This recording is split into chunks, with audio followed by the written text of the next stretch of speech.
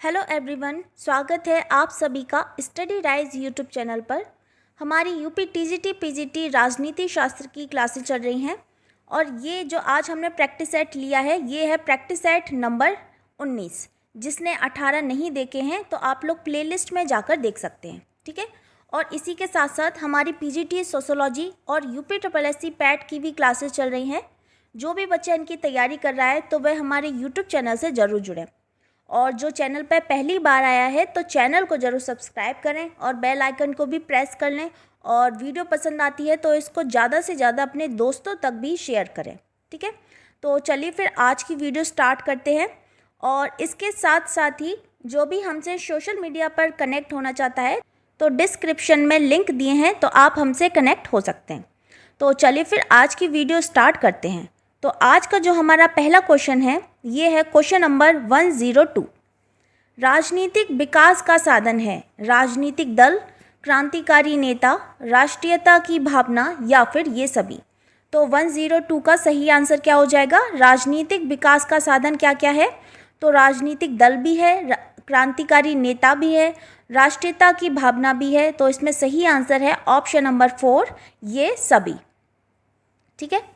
Next question है तुलनात्मक राजनीतिक सब कुछ है या कुछ भी नहीं, ये कथन किसका है? मैकिडिस का है, G.K. रॉबर्ट्स का है, जीन ब्लोंडेल का है या फिर स्प्रेंगलर का है। तो तुलनात्मक राजनीतिक सब कुछ है या कुछ भी नहीं है, ये कथन किसने दिया है? ये दिया है ऑप्शन नंबर 2 G.K. रॉबर्ट्स का। किसका कथन है? G.K. रॉबर्ट्स का कथन है, ठीक है। सही आंसर है इसमें ऑप्शन नंबर 2। नेक्स्ट क्वेश्चन की ओर बढ़ते हैं। अध्यक्षात्मक शासन का सैद्धांतिक आधार पर शक्तियों का संतुलन, शक्तियों का पृथक्करण, शक्तियों का एकीकरण या फिर उपयुक्त में से कोई नहीं। तो अध्यक्षात्मक शासन का सैद्धांतिक आधार क्या है? ये है शक्तियों का पृथक्करण। क्या है? शक्तियों का पृथक्करण। इसमें सही आंसर हो जाएगा ऑप्शन नंबर 2। नेक्स्ट क्वेश्चन है निम्न में से कौन सा पद केवल संसदात्मक शासन प्रणाली में ही पाया जाता है? राष्ट्रपति, उपराष्ट्रपति, साम्राज्ञी या फिर प्रधानमंत्री। तो बताइए 105 का सही आंसर क्या है इसमें? तो इसमें क्या बोल रहा है? केवल संसदात्मक शासन प्रणाली में ही पाया जाता है। तो इसमें सही आंसर हो जाएगा ऑप्शन नंबर 4 प्रधानमंत्री, ठीक है। ऑप्शन नंबर 4 प्रधानमंत्री। अगले क्वेश्चन की ओर बढ़ते हैं। एक संसदीय प्रकार की सरकार में निम्नलिखित में से कौन वास्तविक कार्यकारी शक्तियों का उपभोग करता है? राज्य का प्रमुख, मंत्रिमंडल, सर्वोच्च न्यायालय या फिर संसद। क्या बोल रहा है?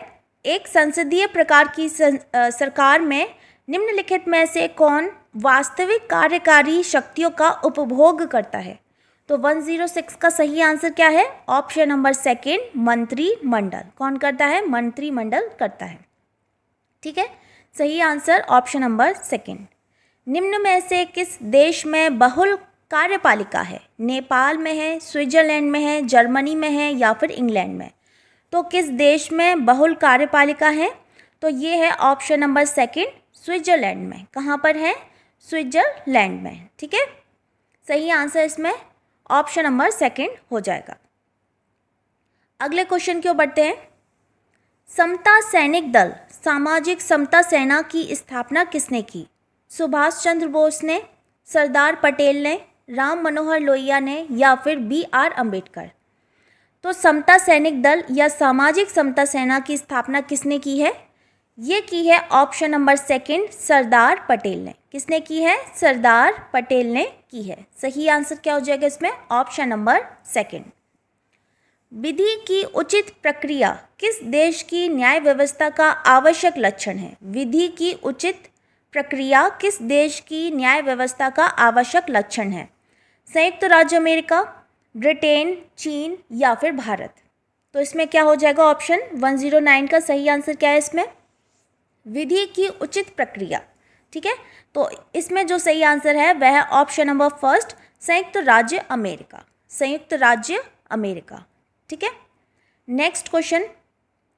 निम्नलिखित में से किसे चतुर्थ स्तंभ या फोर्थ स्टेट कहा जाता है? नौकरशाही को, न्यायपालिका को, प्रेस को या फिर राजनीतिक दल को? तो चतुर्थ स्तंभ किसको कहा जाता है या फोर्थ स्टेट किसको कहा जाता है? ये कहा जाता है ऑप्शन नंबर थर्ड, प्रेस को। किसको कहा जाता है? ऑप्शन नंबर थर्ड, प्रेस को कहा जाता है। सही आंसर हो जाएगा इसमें ऑप्शन नंबर थर्ड। अगले प्रश्न की ओर बढ़ते हैं। निम्न में से कौन सा राजनीतिक दल का आवश्यक तत्व नहीं है? संगठन, विदेशों द्वारा मान्यता, सामान्य सिद्धांतों में सहमति या फिर संवैधानिक साधनों में विश्वास? क्या बोल रहे हैं? निम्न में से कौन सा राजनीतिक दल का इसमें से आवश्यक तत्व कौन सा नहीं है? ठीक है, तो इसमें बताइए सही आंसर क्या है? तो इसमें जो सही आंसर है वह है ऑप्शन नंबर सेकंड, विदेशों द्वारा मान्यता। क्या है? विदेशों द्वारा मान्यता। ठीक है, सही आंसर क्या हो जाएगा? Option number second. अगले प्रश्न की ओर बढ़ते हैं। मतदाताओं को पहचान पत्र देने का प्रावधान कहाँ किया गया है? भारत के संविधान में, जनप्रतिनिधित्व अधिनियम 1958 में, निर्वाचन विधि संशोधन अधिनियम 1975 में या फिर दंड तथा निर्वाचन विधि संशोधन अधिनियम 1969 में? तो मतदाताओं को पहचान पत्र देने का प्रावधान कहाँ किया गया है? तो ये किया गया है जनप्रतिनिधित्व अधिनियम 1958 में। जनप्रतिनिधित्व अधिनियम 1958 में। ठीक है, सही आंसर है इसमें ऑप्शन नंबर सेकंड। अगले प्रश्न की ओर बढ़ते हैं। पोलित ब्यूरो शब्द संबंधित है कांग्रेस पार्टी से, भारतीय जनता पार्टी से, साम्यवादी पार्टी से या फिर समाजवादी पार्टी से? पोलित ब्यूरो शब्द किससे संबंधित है? तो इसमें सही आंसर क्या है? ऑप्शन नंबर थर्ड, साम्यवादी पार्टी से। किससे है? साम्यवादी पार्टी से संबंधित है पोलित ब्यूरो शब्द। सही आंसर हो जाएगा इसमें ऑप्शन नंबर थर्ड। नेक्स्ट है, निम्नलिखित देशों में से किसमें दबाव समूह सर्वाधिक सक्रिय है? दबाव समूह सर्वाधिक सक्रिय है। ब्रिटेन में है, ऑस्ट्रेलिया में, संयुक्त राज्य अमेरिका में है या फिर भारतवर्ष में? तो बताइए इसका सही आंसर क्या है? बहुत आसान है, दबाव समूह सर्वाधिक सक्रिय है किसमें है? ऑप्शन नंबर थर्ड, संयुक्त राज्य अमेरिका में। किसमें है? ऑप्शन नंबर थर्ड, संयुक्त राज्य अमेरिका में। आमंड और पावेल द्वारा किए समूह के वर्गीकरण में सम्मिलित नहीं है। संस्थात्मक दबाव समूह, सांविधानिक दबाव समूह, समुदायात्मक दबाव समूह या फिर असमुदायात्मक दबाव समूह? तो क्वेश्चन नंबर 115 का सही आंसर क्या हो जाएगा? इसमें है ऑप्शन नंबर सेकंड, सांविधानिक दबाव समूह। सांविधानिक दबाव समूह। ठीक है, सही आंसर है इसमें ऑप्शन नंबर सेकंड। अगले प्रश्न की ओर बढ़ते हैं। यह है प्रश्न नंबर 116। निम्नलिखित में से कौन शिक्षित लोगों को ही मताधिकार देने का समर्थक है? निम्नलिखित में से कौन शिक्षित लोगों को ही मताधिकार देने का समर्थक ये किसने किया है? लॉक ने किया है, रूसो ने किया है, मिल ने किया है या फिर ग्रीन ने किया है? तो किसने किया है? ये किया है मिल ने। किसने किया है? मिल ने किया है। ठीक है, सही आंसर इसमें ऑप्शन नंबर 3 हो जाएगा। अगले प्रश्न की ओर बढ़ते हैं। Question number 117। सामान्य निर्वाचन हेतु एक निर्वाचन क्षेत्र का निर्धारण किया जाता है राष्ट्रपति द्वारा, भारत के निर्वाचन आयोग द्वारा, जनगणना आयोग द्वारा या फिर परिसीमन आयोग द्वारा? क्या बोल रहे हैं? सामान्य निर्वाचन हेतु एक निर्वाचन क्षेत्र का निर्धारण किया जाता है।